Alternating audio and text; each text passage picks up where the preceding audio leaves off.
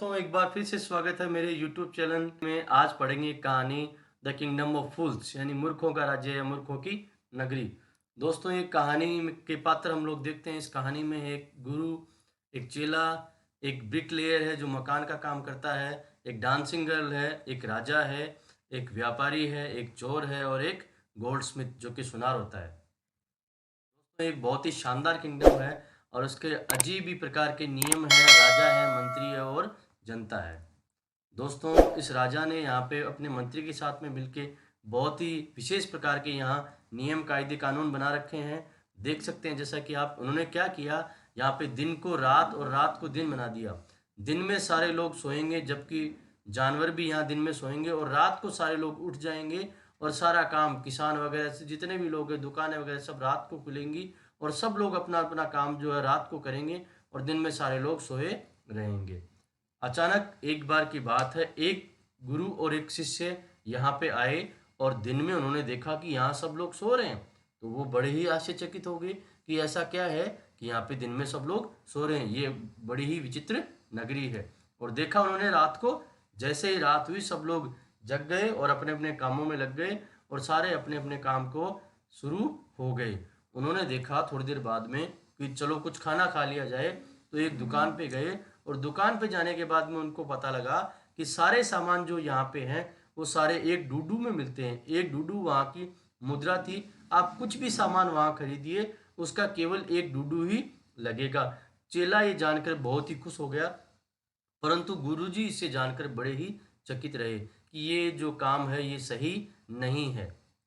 अब चेला जो जानकर जो इसको खुश हुआ था, उसने गुरुजी से कहा, गुरुजी ये नगरी हमारे लिए बहुत ही अच्छी है। ऐसा करते हैं हम यहीं रह जाते हैं, आराम से खाएंगे पिएंगे और खूब मज़े करेंगे। लेकिन गुरुजी ने कहा कि चेले, ये जगह रहने के लिए बिल्कुल भी ठीक नहीं है। ये मूर्खों की नगरी है। ये किस समय तुम्हारे साथ में क्या करें इसका कुछ भी पता नहीं है, इसलिए हमें यहाँ से चले जाना चाहिए। पर चेले ने गुरु की बात नहीं मानी और गुरुजी चले गए छोड़ के, और चेला वहीं पे रह गया। और दोस्तों, इसी नगरी में एक दिन एक मर्चेंट के घर पे एक चोर चोरी करने के लिए आया। उसने सोचा कि मैं इस दीवार को तोड़ के अंदर चला जाता हूँ और यहाँ चोरी कर लूँगा। उसने दीवार को तोड़ दिया, लेकिन चोरी करते वक्त जब वो इस दीवार को पार कर रहा था चोरी करने के लिए, तो वो उस दीवार के टूटने से, जो दीवार जो कमज़ोर थी, उसके टूटने से उसके नीचे गिर के वो मर गया। और उसके मरने के बाद में क्या हुआ, उसका जो भाई जो था वो राजा के पास गया और उसने राजा से गुहार लगाई, हे राजा जी, मेरे जो भाई था वो अपने काम को कर रहा था और करते वक्त किसी व्यापारी की दीवार उस पर गिर गई और उसके कारण वो मर गया, इसलिए आप उस व्यापारी को बुला के आप सजा दीजिए। राजा ने उस व्यापारी को बुलाया और उसे कहा कि तुम दोषी हो। तो उस व्यापारी ने कहा कि हे राजा, इसमें मेरा कोई दोष नहीं है, ये दोष उस व्यक्ति का है जिसने उस दीवार को बनाया है। राजा ने उस ब्रिकलेयर को, यानी उस व्यक्ति को बुलाया जिसने इस दीवार का निर्माण किया था। तो उसने कहा, राजा, मेरी भी कोई गलती नहीं है। जब मैं दीवार बना रहा था तो एक डांसिंग गर्ल बार बार इधर आ रही थी और जा रही थी, उसने मेरा ध्यान भंग कर दिया, इसलिए मैं इस काम पे ध्यान नहीं दे पाया और मैंने दीवार को कमज़ोर बना दिया। तो राजा ने उस डांसिंग गर्ल को बुलाया। डांसिंग गर्ल ने कहा कि इसमें मेरा भी कोई दोष नहीं है, क्योंकि मैंने सुनार को कुछ काम दिया था और सुनार बार बार मुझे कह रहा था कि मैं अब देता हूँ तुम्हें वो चीज़, अब देता हूँ, और इसलिए मुझे बार बार आना जाना पड़ा। इसलिए मेरा ये बार बार ये जो पायल जो खनक रही थी उसकी आवाज़ से वो जो ब्रिक लेयर है वो डिस्टर्ब हो गया, इसलिए इसमें मेरी कोई भी गलती नहीं है, आप सुनार को सजा दीजिए। राजा ने सुनार को बुलाया। सुनार गिड़गिड़ाने लगा राजा के सामने, "हे राजा, मेरी कोई गलती नहीं है। मेरे पास एक बहुत बड़े व्यापारी का ऑर्डर था, उसके घर में शादी थी। आप तो जानते हो ये बड़े व्यापारी पैसे वाले कितने अधीर होते हैं, उनको अपना काम तुरंत चाहिए। उसके ऑर्डर के चक्कर में मैं उस डांसिंग गर्ल के काम को नहीं कर पाया, इसलिए मेरी कोई गलती नहीं है।"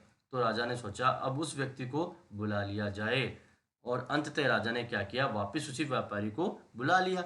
व्यापारी चकित रह गया कि मेरी क्या गलती है। तो राजा ने कहा, वो जो व्यापारी जो था वो तुम्हारे पिताजी थे और तुम्हें तुम्हारे पिताजी से सारी संपत्ति मिली है, इसलिए उनका गुनाह भी तुम्हें ही लेना पड़ेगा। अब तुम्हें सूली पे चढ़ाया जाएगा। उसको सूली पे ले जाया गया, परंतु ये देखा गया कि वो सूली पे फिट नहीं बैठता है। तो राजा और उसके मंत्री ने निर्णय लिया कि ऐसे व्यक्ति को ढूंढा जाए जो सूली पे बिल्कुल फिट बैठता हो। और वो ढूंढते ढूंढते उनके पास में उनको एक चेला नजर आया, वो जो खा पी के इस समय मोटे सांड की तरह हो गया था, और उसको वो वहां पकड़ के लेके चले गए। और उसके बाद में ले जाने के बाद में कहा कि अब तुम्हें फांसी पे लटका दिया जाएगा। लेकिन चेले ने अपने गुरु को याद किया।